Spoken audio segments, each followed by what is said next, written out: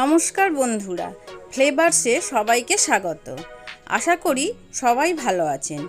আজ আমি আপনাদের জন্য নিয়ে এসেছি কুলচার রেসিপি। আজ আপনাদের দেখাবো কিভাবে বাড়িতেই নরম তুলতুলে কুলচা বানিয়ে নেওয়া যায়।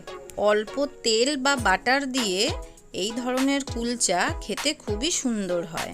আপনারা প্রায় সবাই কুলচা বানাতে পারেন, কিন্তু আমার সঙ্গে দেখে নিন আমি কিভাবে বানাচ্ছি।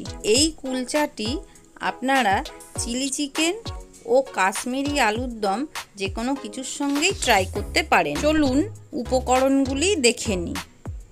প্রথমে নিয়ে নিয়েছি 500 গ্রাম ময়দা, 1 চামচ বেকিং সোডা, 2 চামচ বেকিং পাউডার, 1.5 চামচ চিনি, 1/2 চামচ নুন, 1 বাটি রিফাইন্ড তেল, 1 চামচ কালো জিরে, অল্প কিছু মেথি পাতা, 4 চামচ বাটার। বেলার জন্য নিয়ে নিয়েছি 1/2 বাটি ময়দা ও জল। এবারে ময়দাটা মেখে নেব। দিয়ে দেবো বেকিং সোডা, বেকিং পাউডার, চিনি ও নুন, সাদা তেল, সব কিছু দিয়ে খুব ভালো করে মাখিয়ে নেব। এখানে আমি টক দই বা ইস্টের ব্যবহার করিনি, আপনারা চাইলে এগুলির ব্যবহার করতে পারেন। এবারে অল্প অল্প করে জল দিয়ে ময়দাটাকে মাখতে থাকব। ময়দাটা একটু পাতলা করে মাখাতে হবে। দেখুন ময়দা আমাদের মাখানো হয়ে গেছে। এবারে 1-1.5 ঘন্টার জন্য ঢাকা দিয়ে রেখে দেবো। এবার ঢাকা খুলে দেখুন ময়দাটা আমাদের কি সুন্দর ফুলে উঠেছে। এবারে আমি ময়দাটাকে মেখে ভালো করে সেট করে নেব। একটু রিফাইন্ড তেল দিয়ে খুব ভালো করে মেখে নেব। এবার দেখুন ময়দাটা আমাদের কি সুন্দর নরম তুলতুলে হয়ে গেছে।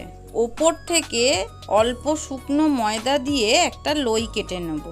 এবারে দেখুন আমি ময়দাটাকে একটা লম্বা শেপে তৈরি করে নিয়েছি। অল্প শুকনো ময়দা দিয়ে আমি এটাকে লম্বা শেপে তৈরি করব।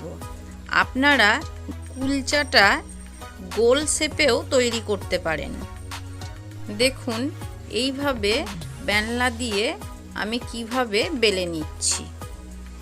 এবারে ওপর থেকে কিছু কালো জিরে ও মেথি পাতা দিয়ে ওপর থেকে আর একবার বেলে নিচ্ছি। এবারে একটা ফ্রাইং প্যান বসিয়ে অল্প করে বাটার দিয়ে দিচ্ছি। এবারে বেলে রাখা কুলচার ওপর অল্প করে জল দিয়ে ফ্রাইং প্যানে দিয়ে দেব। ওপর থেকে অল্প জল ছিটিয়ে একটা থালা ঢাকা দিয়ে দেব। এবার ঢাকা খুলে দেখুন কুলচা ফুলে উঠেছে। এবারে একটা খুন্তি দিয়ে উল্টে দেব। এইভাবে উল্টে পাল্টে খুব ভালো করে ভেজে নিতে হবে। এবারে একটা প্লেটে তুলে নেব।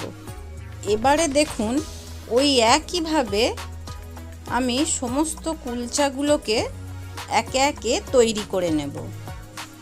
আমি কুলচাগুলিকে বাটার দিয়ে তৈরি করেছি, আপনারা রিফাইন্ড অয়েল ব্যবহার করতে পারেন। বাটার দিয়ে ভাজলে কুলচা খেতে খুব সুন্দর হয়। দেখুন কুলচা আমাদের তৈরি হয়ে গেছে। কুলচাগুলো আমাদের খুব সুন্দর নরম ও তুলতুলে হয়েছে। এই রেসিপিটি আপনারা বাড়িতে অবশ্যই ট্রাই করবেন আর কমেন্টের মাধ্যমে আমাকে জানাবেন আপনাদের কেমন লেগেছে।